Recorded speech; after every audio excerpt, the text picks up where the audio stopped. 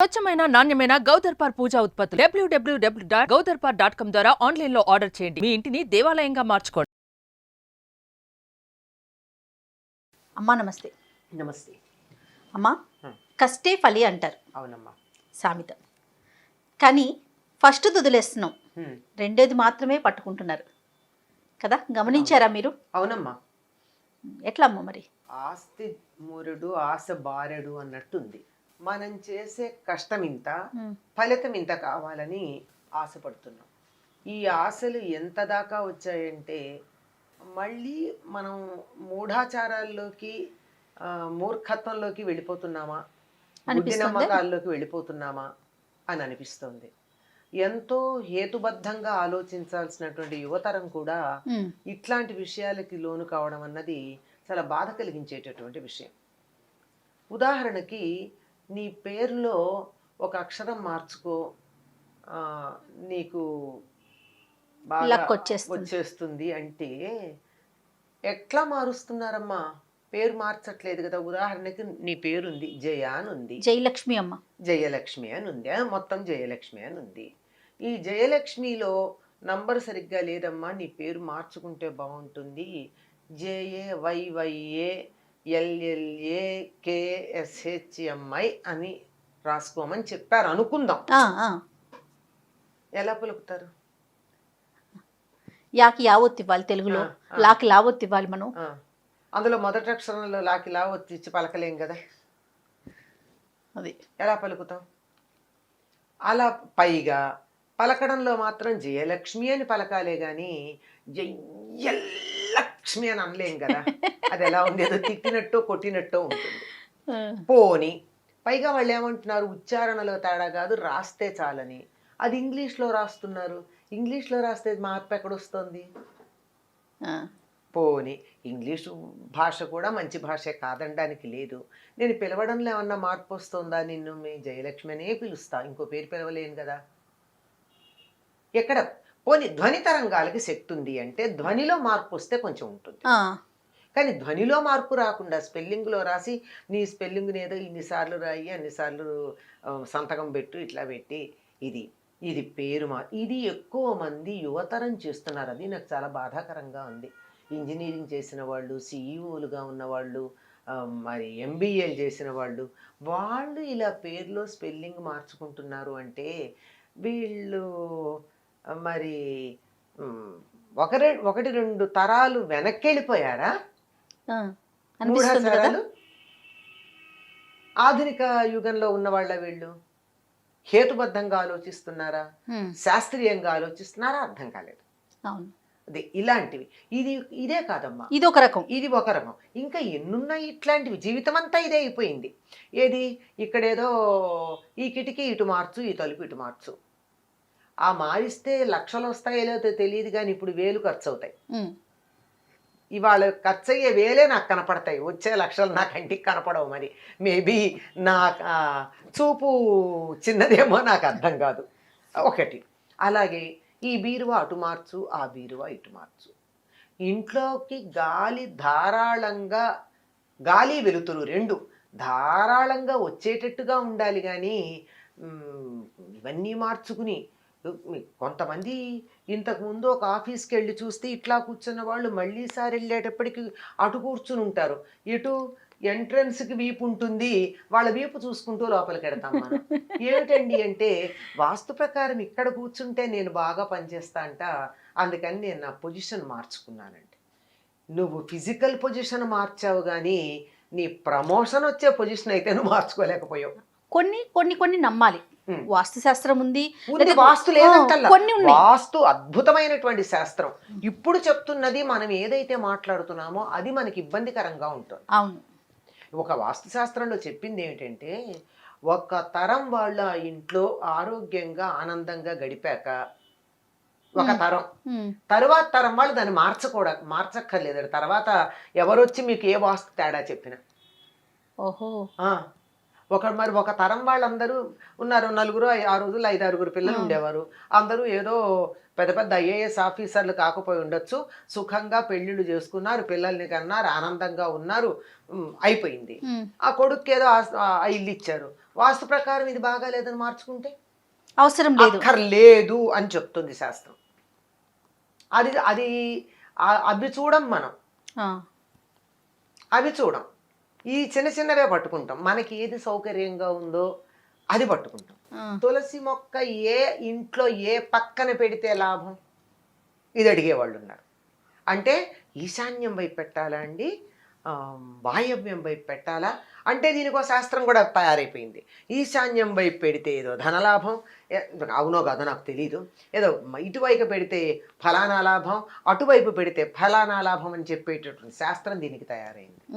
ఇవన్నీ షార్ట్ కట్స్తో లాభం పొందాలి అని, అంతేగాని కష్టపడదామని లేదు. ఈ షార్ట్ కట్స్ వల్ల వచ్చే ఫలితాలన్నీ షార్ట్ టర్మ్ ఫలితాలే, అంతే. అవి కూడా షార్ట్ టర్మే ఉంటాయి. అంటే ఉంటాయి. నీకు పూర్తిగా ఫలితం ఉండాలి అంటే చక్కగా సరైన మార్గంలో ఉండాలంతే. అదే అంటాను, ఇన్ని మార్చుకోమంటున్నారు. ఇప్పుడు పేరు మార్చుకో, స్పెల్లింగ్ మార్చుకో, ఇంటి కిటికీ మార్చు, తలుపు మార్చు, నువ్వు కూర్చునే పొజిషన్ మార్చు, సౌకర్యం కోసం మార్చుకోవడం వేరు. కొంతమంది చూడండి చాలా చక్కగా, మొన్న 10 రోజుల క్రితం పెడితే ఇంట్లో సోఫాలు అవి ఒక అరేంజ్మెంట్ ఉంటాయి, మళ్ళీ 10 రోజుల తర్వాత పెడితే వేరే అరేంజ్మెంట్ ఉంటాయి. ఎందుకంటే అంటే ఒకే రకంగా ఉంటే విసుగ్గా ఉందండి, అరేంజ్మెంట్ మార్చుకున్నామండి. అట్లా అందంగా ఒక అలంకరణ దృష్టితో, ఈస్థెటిక్ సెన్స్తో నీకు సౌకర్యంగా ఉండడానికి, లేదా ఇప్పుడు మా అబ్బాయి ఏదో ఇక్కడే కూర్చొని చదువుకుంటానన్నాడండి, వాడి స్టడీ టేబుల్ వేయడం మళ్ళీ విత్ సర్దామండి, ఇంతవరకు బాగుంటుంది. దీనివల్ల ఏమిటంటే నేను కష్టపడకుండా, శ్రమ పడకుండా, నా వైపు నుంచి ఎటువంటి ప్రయత్నం లేకుండా ఏదో ఇంత లప్ప వచ్చి ఇక్కడ పడాలి, ఆకాశం నుంచి ఊడిపడాలి. నేను మందు వేసుకోకుండా నా ఆరోగ్యం బాగుపడాలి. నేను ఆహార నియమం పాటించను, అడ్డమైన చెత్త తింటా, ఇష్టం వచ్చినప్పుడు తింటా. కానీ నేను ఏదో మంత్రం వాళ్ళు ఎవరో చెప్తే 10 సార్లు చేస్తే నాకు బీపీ రాకూడదు. ఎట్లా కుదురుతుందమ్మా? ఉద్యోగాలు వచ్చేయాలి, పెళ్ళిళ్ళు అయిపోవాలి, తర్వాత పిల్లలకి పెద్ద పెద్ద సీట్లు రావాలి, వీసాలు వచ్చేయాలి. చిన్న చిన్న మార్పులతో ఈ చిన్న మార్పులతో ఎంత స్వార్థపరులం అమ్మా. ఎవరో అందిశ్రీ ఆయన రాశాడు, పావల అగరొత్తి వెలిగించి లక్షలు కావాలని కోరుకుంటాం మేమంతా మనుషులం అని మాట్లాడతాడు ఆయన. ఒక బేరమా? దేవుడికి పూజ చేయడం బేరం పెడుతున్నామా? కాదు కదా. ఇలా మనం ప్రయత్నం ఏమీ చేయకుండా, ఇంకోటి నాకు చాలా ఆశ్చర్యకరంగా అనిపిస్తుంది, మీకు ఈ లాభం కావాలంటే ఇలా దీపం పెట్టండి, మీకు ఈ లాభం కావాలంటే ఇలా దీపం పెట్టండి, ఇదిగో ఇంత ఉప్పు వేయండి, ఆ ఉప్పు మీద దీపం పెట్టండి, 3 ఒత్తులు వేయండి, పెరట్లో 2, వీధిలో 2 పెట్టండి, దేవుడి దగ్గర 2 దీపాలు పెట్టండి, 6 దీపాలు. 6 దీపాలకి అయ్యే నూనె ఒక నెలకు ఖర్చు వేయండి, ఖర్చు లెక్క వేయండి. నీకు ఇలా ప్రతిదీ, నీకు ఇన్ని దీపాలు పెట్టడానికి ఎంత సమయం వృధా చేస్తున్నావు అంటే దీపం పెట్టద్దాం సార్, నీకు ఇష్టం ఉండి ఇల్లంతా దీపాలు పెట్టుకోవాలంటే ఇల్లంతా పెట్టుకో, కానీ ఏదో వస్తుందని అప్పు చేసి నూనె కొని పెడతావే, ఇది ఇక్కడ వచ్చింది తేడా. పోనీ అప్పు చేయకపోయినా ఏదో వస్తుందని పెడతారు కదా, ఏదో వస్తుంది పెడతావు అంటే జీవితం అంతా నువ్వు ఈ దీపాలు పెట్టడానికి, ఒత్తులు తయారు చేయడానికి, ఆ కింద దాని అరేంజ్మెంట్స్ చేయడానికి, దీంతో అయిపోయాక నీకు జీవితంలో నువ్వు ఆనందంగా ఉండేది ఎప్పుడు వస్తుందో తెలియదు. ప్రస్తుతం అయితే నువ్వు లేవు ఆనందంగా కదా. అసలు ఉన్నదాంతో ఆనందంగా ఉండడం మొదలు పెడితే ఈ క్షణం నుంచి ఆనందం ఉందే. కరెక్టే కదమ్మా. నేను దీనికి చిన్న ఉదాహరణ చెప్తూ ఉంటాను, ఎప్పుడు చెప్తాను పిల్లలకు కానీ పెద్దలకు కానీ. కరెంటు పోయింది అదృష్టవశాత్తు, లేకపోతే మనమా ఎక్కడ చూస్తాం, కొన్ని సందర్భాల్లో అదృష్టమే అది. కరెంటు పోయింది, చక్కగా టీవీ కూడా ఆగిపోయింది, ఎంత బాగుంది, ఆరు బయటికి వెళ్ళి వెన్నెలు చూస్తాం, లేకపోతే చూస్తామా మనం? అందుకే అదృష్టవశాత్తు అన్న. లేదండి వెన్నెల రాత్రులు కావు, నల్లని ఆకాశంలో నక్షత్రాలు అలా ఉంటే రత్నకంబళిలాగా అనిపించలేదా? ఒక్కసారి దాని వంక కన్నెత్తి చూడు, ఆ నక్షత్రాలు అలా కదులుతుంటే ఎంత ఆనందంగా ఉంది. అటువంటి చూసి ఆనందించటం అన్నది నీ మనసులో ఉండాలి, కానీ వెన్నెలనైనా ఆనందిస్తావు. చీకటి రాత్రుల్లో నక్షత్రాలున్న నల్లని పోని రత్నకంబళి వదిలే, నల్లని ఆడపిల్లలు మాట్లాడుకుంటున్నాం కదా, ఒక నల్లని వెల్వెట్ క్లాత్ మీద మీకు నచ్చిన మెటీరియల్ మీద నల్లని పట్టు అనుకుందాం, నల్లని పట్టు మీద చిన్న చిన్న తెల్లని జరి అలా చమక్ మెరుస్తూ ఉండే చీరలాగా అనిపించలేదు ఆకాశం చూస్తే? మనసు ముఖ్యం. మనసు ముఖ్యం. అంటే ఆనందించటం అన్నది ఎంత ఉన్నా ఉండదు, మన మనస్సును బట్టే ఉంటుంది. పట్టుపరుపుల మీద పడుకుంటే నిద్ర పట్టని వాళ్ళు ఉన్నారు. అవును. కటిక నేల మీద హాయిగా నిద్ర, అమ్మయ్యా ఆహా భలేగా నిద్రపోయాను, ఎంత హాయిగా ఉందో తేలిగ్గా ఉందనే వాళ్ళు ఉన్నారు. ఇది మానసిక స్థితి మీద ఉంది. ఇది మార్చుకుంటే అనుక్షణం ఆనందమే. అది లేక నేను కష్టపడను, నీ ఆరోగ్యానికి అనుసరించిన ఆహారం తీసుకోవచ్చు కదా, ఎప్పుడు పడితే అప్పుడు ఏది పడితే అది, ఏ చెత్త పడితే అది జిహ్వచాపల్యంతో మింగేసి ఆరోగ్యం ఉండమంటే ఎట్లా ఉంటుంది? దానికి కూడా ఒక సమయం ఉంది కదా, ఓ పద్ధతి ఉంది కదా. యుక్తాహార విహారస్య, సరైన ఆహారం, సరైనటువంటి పని చెయ్యి. ఇది చెయ్యమని చెప్పేటటువంటి వాళ్ళు మనకి ఎవరున్నారు? ఎంతసేపు ఈ రంగు రాయి పెట్టుకో, ఈ ఉంగరం పెట్టుకో, ఈ పేరు మార్చుకో, పలానా మొక్క పెట్టుకో, మొక్క పెట్టుకో, పలానా ఫోటో పెట్టుకో, ఈ మొక్క పెట్టుకుంటే ఈ మూల ఏవో కొన్ని మొక్కలు చెప్పారు, ఈ మొక్కలు పెట్టుకుంటే లాభం. కానీ నేను చెప్తాను మొక్కలు పెట్టుకోమని. ఏవి ఆక్సిజన్ బాగా ఇచ్చే మొక్కలు కొన్ని ఉన్నాయి, అవి పెట్టుకోండి. ఏదో స్పైడర్ ప్లాంట్ అంటారు దాన్ని, అదొకటి ఎంత ఆక్సిజన్ ఇస్తుందో. ఇంటీరియర్ లోపల పెట్టుకోండి, ఇంట్లో మంచి ప్రాణవాయువు ఉంటుంది. ఈ స్నేక్ ప్లాంట్ అంటారు, పేర్లు చూడండి బాగా తెలుగులో బాగుంటాయి. అది మాడో ఏదో అంటాం, అది పెట్టుకోండి. మనీ ప్లాంట్ అన్నారు, ఇది ఒకటే పేరు బాగుంది, అది పెట్టుకోండి. అవును. ఇంకా ఒక 5-6 ఉన్నాయమ్మా. మనం ఇంట్లో పెట్టుకుంటే కూడా వారానికి ఒకసారి బయట పెట్టి లోపల పెట్టుకుంటే సరిపోతుంది, మంచి ప్రాణవాయువు ఉంటుంది, ఆక్సిజన్ ఉంటుంది. ఇది పెట్టుకోండి అని చెప్తాం కానీ దీన్ని ఈ మూల పెట్టు, ఆ మూల పెట్టు. మీరు అన్నట్లు పైనుంచి ఏదో పడిపోతుంది. ఏది పడిపోతుంది? ఏం పడిపోతుంది? ఏమీ పడదు, ఆరోగ్యం చెడుతుంది.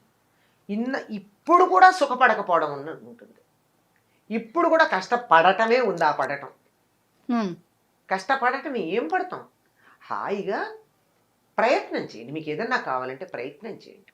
ప్రయత్నం చేసి ఆ ప్రయత్నం ఫలిస్తే వచ్చేటప్పుడు ఉండేటటువంటి ఆనందం చాలా బాగుంటుంది. అప్పుడు సెరిటోనినో ఏదో ఒక హార్మోన్ బయలుదేరుతుందట మనలో, ఆ హార్మోన్ వల్ల ఆనందం వస్తుందట. ప్రయత్నం వల్ల చేసినప్పుడు ఆనందం ఎందుకు వస్తున్న దానికి కూడా మనకి శాస్త్రీయంగా చాలా మంచి కారణాలు చెప్పారు. అవును.